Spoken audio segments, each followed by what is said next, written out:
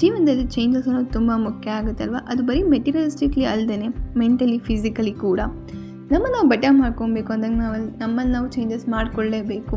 ಆದರೆ ಯಾರು ಏನು ಹೇಳಿದ್ರು ಅಂತ ಚೇಂಜಸ್ ಮಾಡ್ಕೊಳ್ಳೋದಕ್ಕಿಂತ ನಮ್ಮ ಇನ್ನರ್ ವಾಯ್ಸ್ ನಮಗೇನೋ ಒಂದು ಹೇಳ್ತಾ ಇರುತ್ತೆ, ಇದು ನೀನು ಬದಲಾಯಿಸ್ಕೊ ಅಂತ. ಸೊ ಅದನ್ನು ಕೇಳಿಸ್ಕೊಂಡು ನಾವು ಅದನ್ನು ಚೇಂಜ್ ಮಾಡ್ಕೊಬೇಕು.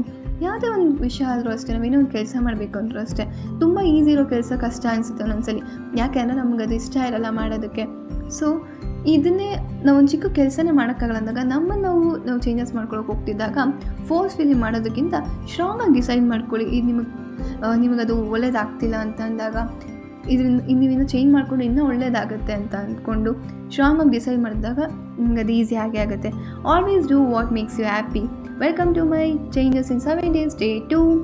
ಇವತ್ತು ಮಾರ್ನಿಂಗ್ ಸ್ವಲ್ಪ ಲೇಟ್ ಆಗೋಯ್ತು ಎದ್ದೊಳಷ್ಟರಲ್ಲಿ, ಬಟ್ ಎದ್ದು ಇರೋ ಟೈಮ್ನ ಡಿವೈಡ್ ಮಾಡಿಕೊಂಡು ಪಾತ್ರೆ ಎಲ್ಲ ಬೆಳಗಿ ಕಸ ಗುಡಿಸ್ದೆ. ಅದಾದಮೇಲೆ ರಾಗಿ ಮಾಡ್ಕೊಂಡು ಕುಡಿದು ಚಪಾತಿ ಮಾಡಿಕೊಂಡೆ, ಆಮೇಲೆ ಸಲಾಡ್ ಮಾಡ್ಕೊಂಡಿದ್ದೀನಿ ಬಾಕ್ಸ್ಗೆ ಅಂತ. ಅದಾದಮೇಲೆ ರೆಡಿಯಾಗಿ ನಾನು ಆಫೀಸ್ಗೆ ಹೊರಟೆ.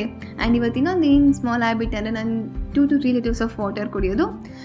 ಆ್ಯಂಡ್ 3 liters ಫುಲ್ ಅಚೀವ್ ಮಾಡೋಕ್ಕಾಗಿಲ್ಲ, ಬಟ್ 2 to 2.5 liters ಕೊಡ್ತಿದ್ದೀನಿ. ಅದಾದಮೇಲೆ 11:30 ಹಂಗೆ ಸಲಾಡ್ ತಿಂದೆ. And 1 o'clock as usual lunch. Work ಮುಗಿಸಿ ಮನೆಗೆ ಬಂದು ಫ್ರೆಶ್ ಅಪ್ ಆಗಿ ಆ್ಯಂಡ್ ಸ್ವಲ್ಪ ತಲೆನೋವ್ತಿತ್ತು ಅಂತ ಸ್ಟ್ರಾಂಗಾಗಿ ಕಾಫಿ ಕುಡಿದೆ. ಆ್ಯಂಡ್ ಅದಾದಮೇಲೆ ಇವತ್ತು ಇನ್ನೊಂದೇನೆಂದರೆ 11 days 11 times ಹನುಮಾನ್ ಚಾಲೀಸ ಓದಬೇಕು ಅಂತ ಅಂದ್ಕೊಂಡಿದ್ದೀನಿ.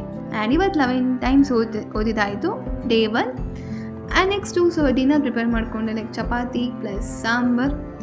ಅದಾದಮೇಲೆ ಫುಲ್ ಸ್ವಲ್ಪ ಕಿಚನೆಲ್ಲ ಅಡುಗೆ ಮನೆಯೆಲ್ಲ ಕ್ಲೀನ್ ಮಾಡಿ ಪಾತ್ರೆ ಎಲ್ಲ ಬೆಳಗ್ಗೆ, ಬಿಕಾಸ್ ಮಾರ್ನಿಂಗಿಗೆ ಅದು ಈಸಿ ಆಗುತ್ತೆ ಅಲ್ವಾ.